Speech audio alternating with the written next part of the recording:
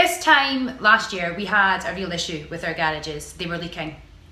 The reason they were leaking was because they were single skinned buildings and the water was coming right through the weatherboard into the inside of the garage.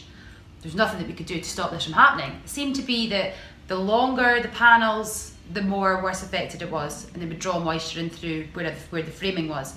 There's loads of different issues that we addressed, and we thought that we could solve the problem by things like resealing the joints, adding in guttering, repainting them, these sorts of things. Nothing worked. So we ended up having to go back out to these garages for our customers, quite rightly so obviously, because we like to look after our customers, and reclad the whole building.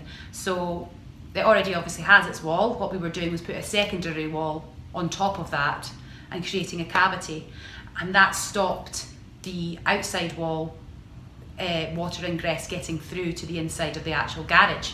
After a lot of expense of doing all of that, we decided that we needed to change the specification. It was happening sort of every 1 in 30 garages were having this issue. So enough was enough. We just had to think of a solution, come up with it, cost it, and get it out there. The cost implication was the biggest fear, because obviously that was a thing that might have been could put customers off potentially. It's just accepting that it was going to cost a lot more. So now what our structure is for the garages, what we're standing in right now, is, now you'll need to keep up because it's a little bit tricky.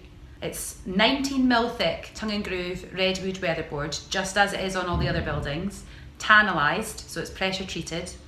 And then there's a 22mm cavity, and then there's a breather membrane, and then there's a 9mm OSB board sheeting, which is what you can see all around the OSB board. And then there's a 19.5 by 45 pressure treated frame that comes as standard. That framing size changes depending on the size of the building, but a minimum of 95 by 45. And now we have buildings that are completely watertight.